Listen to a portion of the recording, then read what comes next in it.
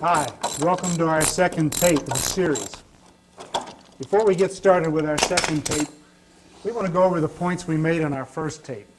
Point one was we wanted to make sure that you had all the literature necessary to do this job. At least a parts manual and a service manual. The second point was to show you that it didn't take a fortune in tools to do the job. In fact, we're going to use a lot of our handmade tools when we work on this car. The third point we made, we wanted you to photograph the car. We wanted you to take an inventory of all the missing pieces so that you could locate those long before you started on the particular car.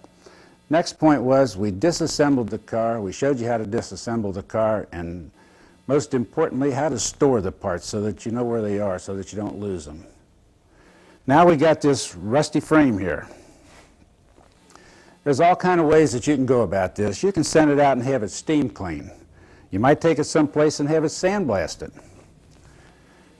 Sandblasting, if you try to do it yourself, is a big problem. First, you better live out in the country. Your neighbors are going to raise Cain with you if you don't. But sand will stick in that grease, and it takes a big compressor and a big sandblaster to do this kind of work. So you can wire brush it and scrape it, clean it with mineral spirits. We got a fellow here in the neighborhood that come to us for some help.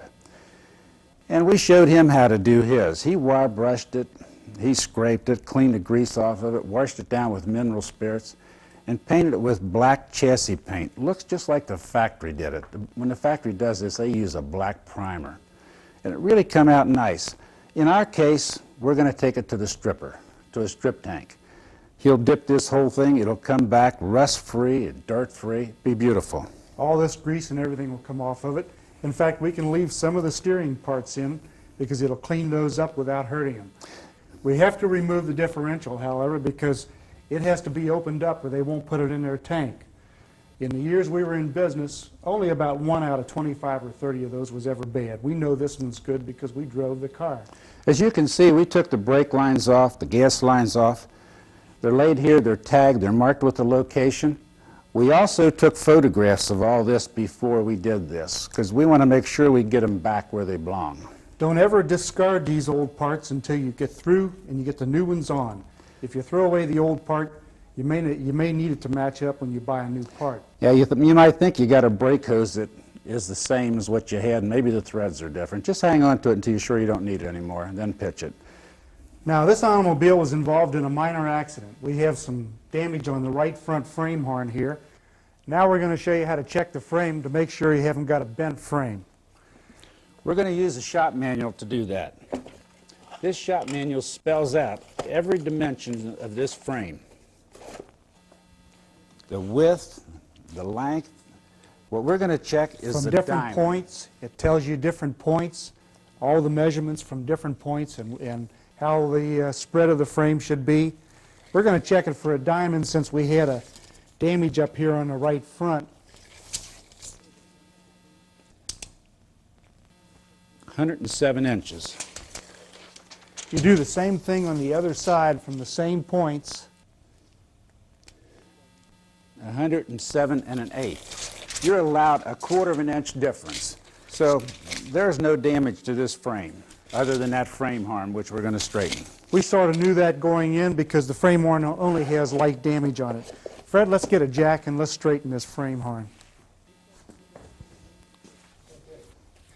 Now, to straighten this frame, we needed some sort of a jack.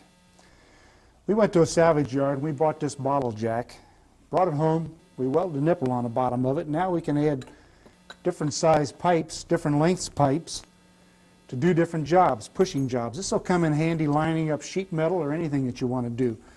A pushing jack like this is always nice to have. You can buy this jack, you can buy a hydraulic jack, something similar to this.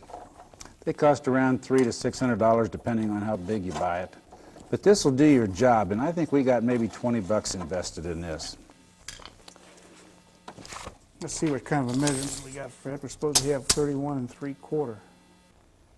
Just a hair more and right there.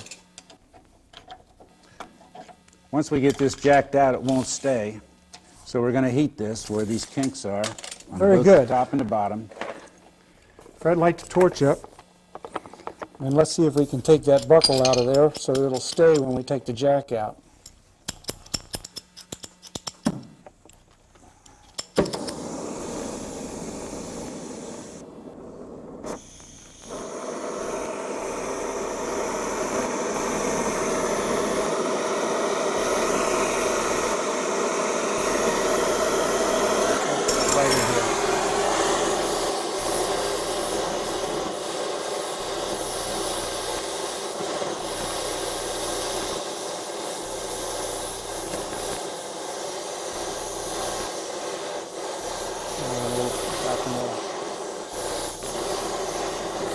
That's good.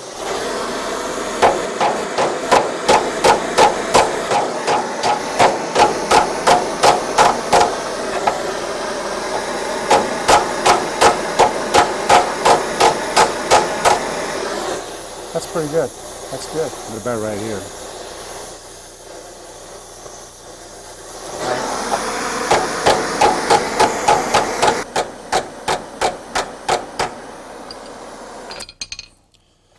Okay, I think we've got it straight. Get the tape measure and let's check it. Let's Ray. take the pressure off of it first and see if it stayed over there, Fred.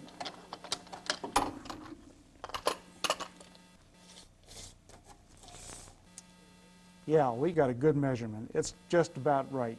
Just a little less than 31 3/4, but it's great. Now, Fred, we got to go back and get that bolt loose on the differential, and we're ready to go to the strip tank, right? Right. We're loosening all these bolts up on this rear axle housing. It's got 4 U-bolts on it. We don't want to break any of them. We've got one here that's stuck. Let me give you a tip. If you take a torch and you heat that nut, it'll expand and it'll come off most every time. Look at that. Just a piece of cake.